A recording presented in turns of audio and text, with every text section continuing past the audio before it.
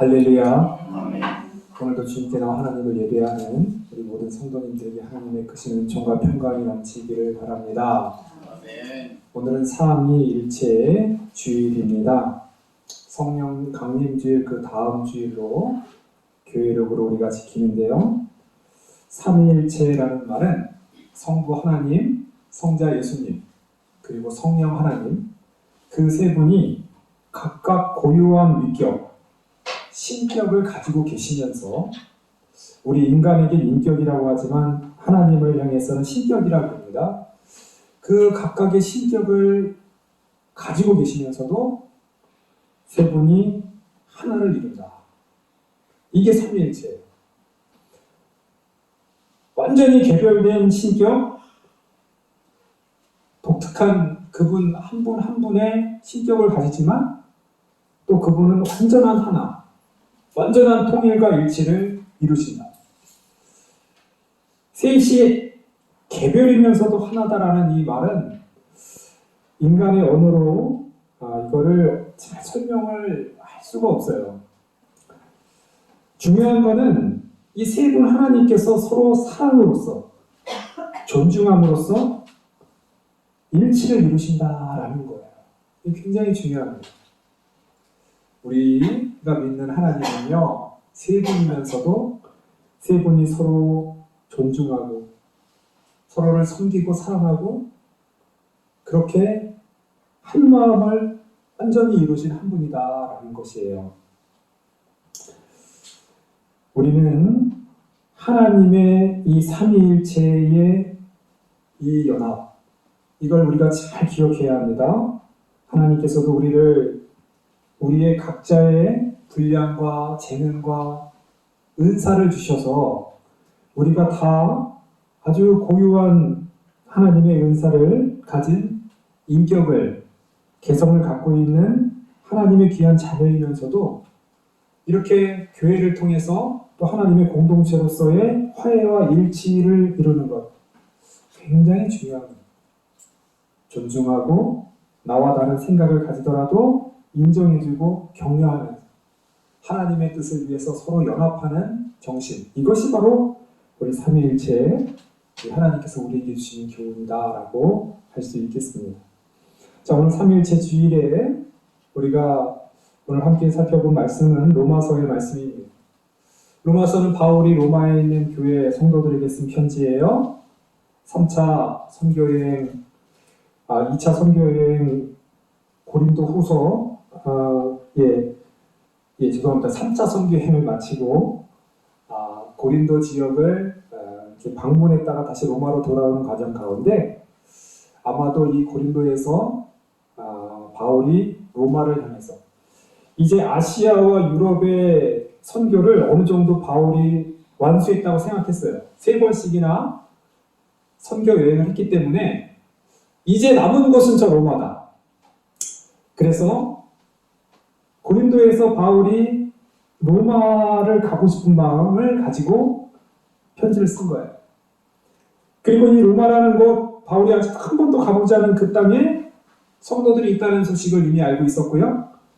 바울이 어떻게 하면 이 로마라고 하는 도시, 그 당시에 가장 영향력이 있는 그 도시에 어떻게 하면 기독교의 복음을 가장 잘 전해줄 수 있을까 아주 심혈을 기울여서 쓴 편지가 로마서예요. 그러니까 로마서에는 이 바울이 그동안 가지고 있었던 또한 경험했던 그 하나님에 대한 그 복음에 대한 함축적이고 아주 심오한 바울이 아주 생각을 많이 하고 아마 이 편지를 위해서 여러 번 수정하지 않았을까 싶어요.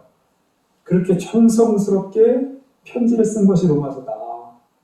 그러니까 로마서에는 이 한 문장 한 문장마다 깊은 뜻이 굉장히 많아요. 바울이 그만큼 공을 들였기 때문이에요. 로마서의 한 문장 한 문장을 오늘은 이제 처음 부분인데요. 헬라인이나 야만인에게나 지혜 있는 자나 어리석은 자에게나 다 내가 빚진 자다. 일단 바울은 다 빚진 자의 마음을 가지고 있는 거예요. 이 세상에 모든 사람들은 다 내가 빚을 졌어요. 그들에게 갚아야 돼요. 근데 그 값은 복음의 빚입니다.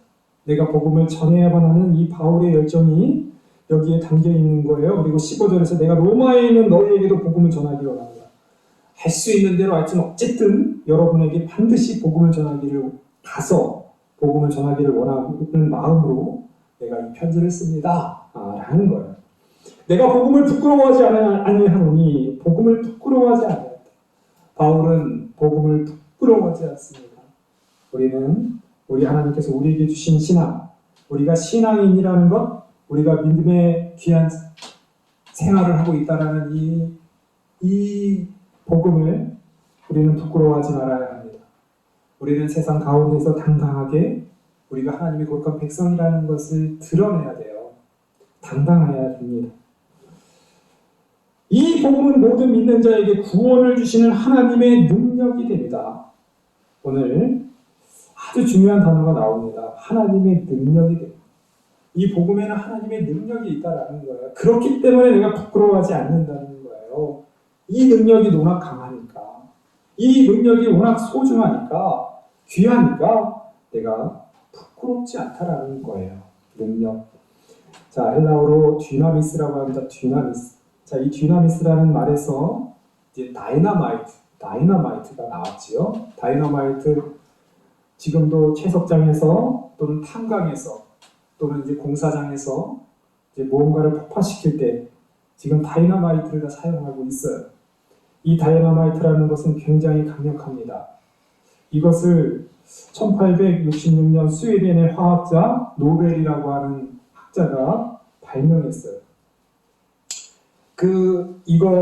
이 다이너마이트에 들어가는 그 물질을 다루지를 못해서 그것이 폭발력이 굉장히 강한 건 알지만 그걸 다루지를 못했는데 드디어 이 노벨이라는 학자가 그걸 다루기 시작했다는 거예요. 그리고 나서 이제 노벨이라는 이 학자는 그거를 통해서 굉장히 많은 돈을 법니다. 굉장히 많은 돈을 벌어요. 그 당시만 해도 그 탄광에서 일을 할 때 곡괭이질 하는 것보다 이 폭탄 한번 펑펑 터뜨리면 얼마나 일이 편해요. 그런데 안타까운 것은 이게 그렇게 공업에만 사용된 것이 아니라 전쟁의 무기로도 사용되어지는 걸 보면서 노벨이 나중에 유언을 남기죠. 내가 인류의 번영을 위해서 내가 만들었지만 이것이 전쟁에 많은 사람들을 죽이는 학살 무기로 사용된 것에 대해서 나는 가슴 아파합니다. 그러므로 내가 번 돈에 그것으로 상을 만들겠다. 노벨이라고 하는 그 이름으로 상을 만들어서 과학이라든가 평화라든가 문학이라든가 여러 가지에 많은 사람들이 기여한 사람에게 상을 주어라 이런 얘기가 있죠. 자, 다이너마이트에서부터 이 능력으로부터 이렇게 나옵니다. 인간은 능력을 받게 되면은 그 능력을 가지고 무언가 이렇게 안 좋은 방향으로 나아가는 것이 노벨상을 우리가 보면서 또 하나 깨닫게 되는 거예요. 이 능력이라는 단어는 로마인들이 굉장히 좋아하는 단어 중에 하나였어요. 능력. 그들이 가지고 있는 권력, 힘, 능력, 로마는 그것에 열광을 하는 거예요.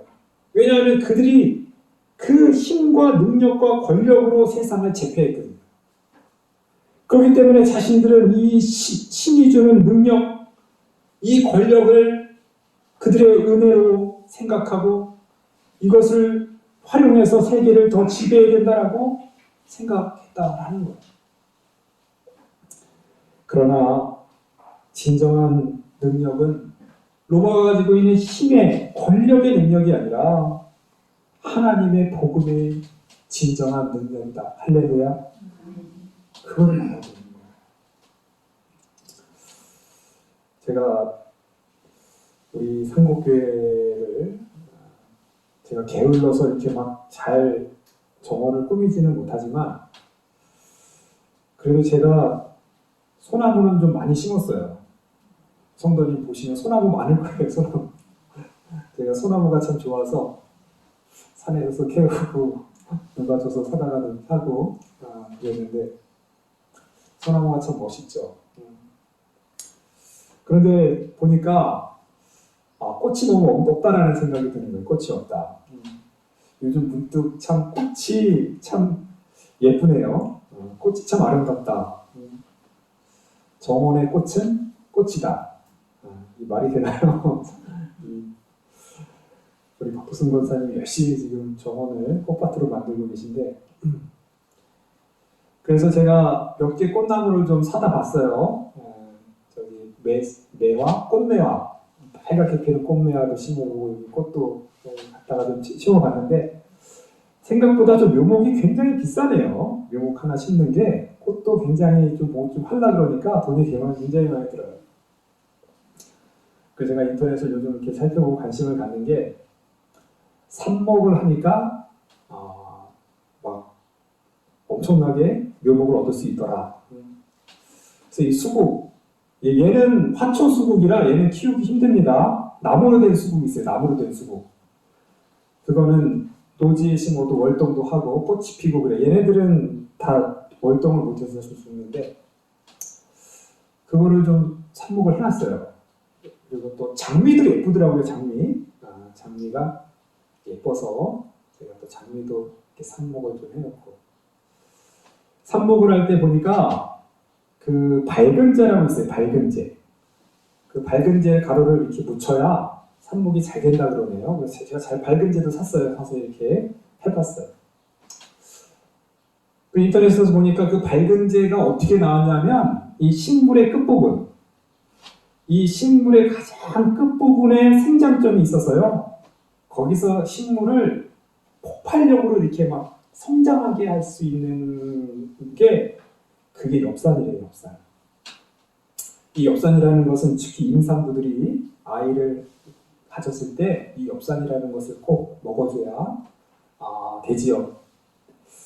이 식물이라는 것도 식물 저 끝 지점에 저 엽산이라는 것이 있어서요. 그 식물 끝 지점을 이렇게 짓이겨서 그거를 삽목에다 뿌리면 밝은재랑 똑같은 효과를 낸다 그래요.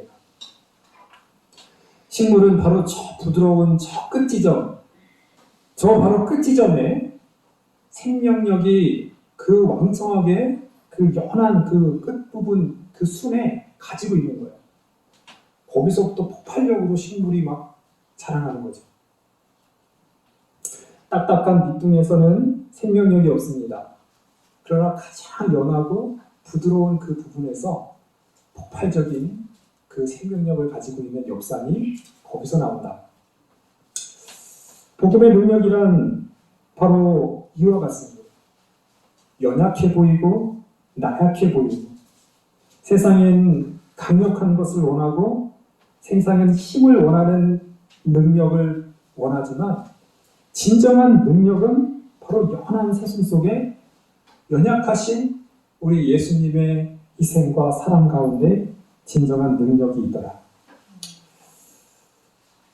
어쨌든 이 삽목이 좀 잘 됐으면 좋겠어요. 삽목이 잘 돼서 수국도 좀 많이 심고 장미도 좀 꽤 잘 돼야 돼요. 성도님도 기도해 주세요. 잘 되게 제가 성공할 수 있게. 이것도 어렵더라고요.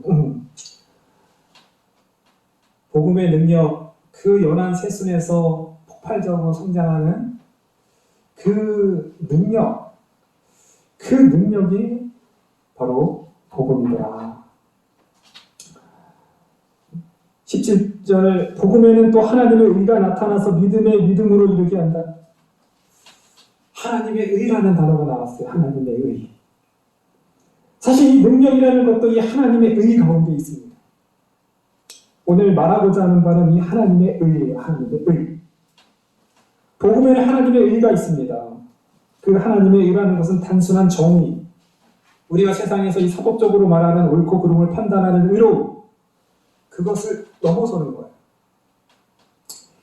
우리 한일장신대 차정식 교수님은 하나님의 의는 타락하고 왜곡된 피조물을 바로잡는 최선의 신적 덕목이다라고 말했어요. 하나님의 의는 굉장히 적극적이어서요. 그냥 바른 것 이게 아니라 타락하고 왜곡되고 삐뚤어진 이 피조 세계를 바로잡는 하나님의 신적 덕목이다라는 거예요. 바로잡는다라는 것이 굉장히 중요합니다. 거기에는 하나님의 무한한 사랑과 무한한 자비가 그 안에 담겨져 있습니다.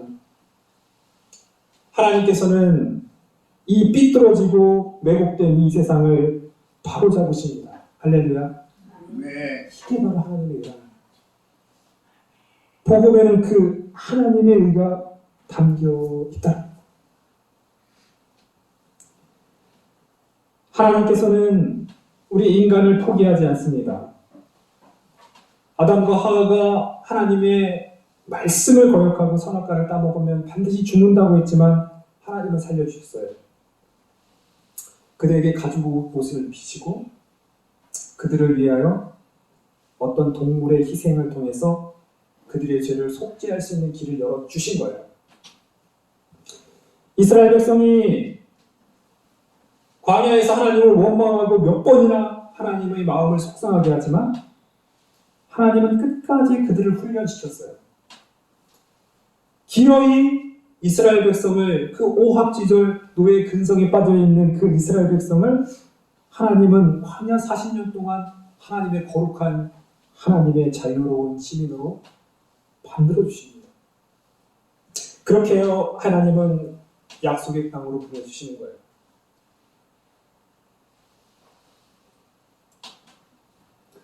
구약 성경에 있는 많은 위대한 인물들도 사실 보면 다 실수가 있어요. 사근이 있어요. 아브라함도 흔히 있죠. 아브라함도 그 자기의 어떤 생명, 자기가 살아날 길을 가지고 사라라고 하는 자기 아내를 누이 동생이다. 참 비겁한 행동을 했죠. 다윗도 그랬으니 저마다 다 연약함이 있지만 하나님의 강력한 의, 그 연약함을 그들의 죄악과 잘못됨을 바로잡으시면서 그들을 훈련시키시며 하나님의 거룩한 훌륭한 신앙인으로 하나님께서 만들어 가신다는 거예요. 이겁니다. 로마서에서 가장 중요한 단어가 있다면 바로 이 하나님의 의입니다. 우리의 의가 아닙니다. 우리의 노력이 아니에요. 우리가 하나님을 향한 무언가를 드리고 무언가 헌신을 했던 그런 행위가 아니라는 거예요. 하나님의 의라는 거예요. 바울은 지금 그 하나님의 의, 그거를 복음을 했다. 그래서 로마서 1장 17절이 가장 중요한 주제의 핵심의 구절이다. 그렇게 말하는 거예요. 지금도 하나님은 우리를 하나님의 의로우심으로 우리를 이끌어 가시는 줄 믿습니다. 아멘. 우리가 실수하고 넘어지고 때로는 연약하고 때로는 하나님을 원망하고 하나님 앞에 부족한 모습은 보인다 할지라도 하나님은 우리를 하나님의 의로서 강력하신 하나님의 주권을 가진 그 의로움으로써 우리를 이끌어 가시는 것입니다. 믿음에서 믿음으로 이르게 한다. 믿음으로 이르게, 그냥 의가 나타나서 믿음에 이르게 하는 것이 아니라 믿음으로 하여금 믿음에 이르게 한다. 다시 한번 강조하는 거예요. 그리고 계속해서 이 믿음을 강조하는 거예요. 하나님의 의가 나타나서 우리로 하여금 그 믿음이 또한 믿음에 이르게 한다. 믿음이라는 것은 하나님의 의를 믿는 거예요. 나의 의로움이 아니라 하나님의 선하심을 단순히 고백하는 것이 아니라 하나님의 강력하신 의가 내가 때로는 넘어지고 내가 때로는 실수할지라도 나를 반드시 붙드시고 바로잡아 주시고 그래서 저 천국으로 하나님께서 원하신 하나님의 뜻대로 나를 반드시 이끌어 주실 것이라는 그 믿음을 갖고 있는 게 믿음에서 믿음으로 이르는 거예요. 오직 의인은 믿음으로 말미암아 살리라. 의인이라는 이야기. 여기서 이 의인이라는 이야기도 하나님의 의를 내가 믿는 사람이 의인이에요. 하나님의 의가 너무 강력하니까 그 강력함으로 인하여서 나를 이끌어 주시는 것이 바로 믿음이고 의인이 된다라는 것이지. 1517년 마틴 루터는 오늘 이 로마서의 이 말씀을 붙잡고 95개조의 그 당시 천주교, 그 당시 가톨릭의 잘못된 점을 95개의 항목별로 써놓은 거예요. 첫 번째는 뭐가 잘못됐고 두 번째는 뭐가, 그렇게 현재 잘못돼서 행하고 있는 95계절을 붙여놓은 거죠. 비텐베르크 성당에. 마틴 루터는 그거를 써놓으면서 자신이 종교 개혁까지 나갈 줄은 몰랐어요. 잘못된 것, 이것이 아니다라는 것에 대해서 한번 교황께서 아니면 현재 권력자들께서 대답을 좀 해주십시오. 그렇게 쓴 거예요. 질문입니다. 질문이 있습니다. 이런 거예요. 근데 이제 그것이 엄청난 파장을 일으켜서 결국은 지금 우리 개혁교회가 탄생하게 되었다라는 거예요. 이것이 바로 하나님의 의, 하나님의 능력입니다. 하나님께서는 잘못된 것을 바로잡습니다. 하나님께서는 왜곡된 것을 바로잡습니다. 거기에는 하나님의 능력이 있습니다. 다이너마이트보다 훨씬 더 폭발력이고 훨씬 더 강력한 하나님의 능력이 그 안에 담겨 있는 거예요. 그래서 그것을 믿고 하나님의 그 의가 나를 이끌어 주십니다. 나는 하나님의 의로 살아갑니다. 라고 고백하는 그 고백이 바로 오직 의인은 믿음으로 말미암아 살리라 라는 고백이라는 것입니다. 사랑하는 성도님, 복음에는 하나님의 능력이 있습니다. 세상 사람들이 그렇게 원하는 능력, 권력, 그것보다도 훨씬 더 강력한 능력이 복음 안에 있습니다. 딱딱하고 굳센 것이 아니라 이 연한 새순 맨 끝에 있는 그 엽산의 능력과 같은 그 폭발적인 그 힘이 복음 안에 있다는 거예요. 이 능력은 바로 하나님의 의로부터 나타나는 것입니다.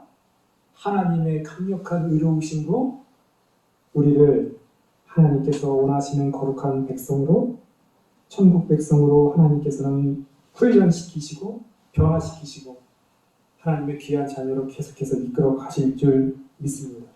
네. 우리는 그 믿음 가운데 사는 것입니다. 그렇기 때문에 우리는 의인이고 우리는 믿음의 귀한 신앙인인 줄 믿습니다. 아멘. 기도하겠습니다.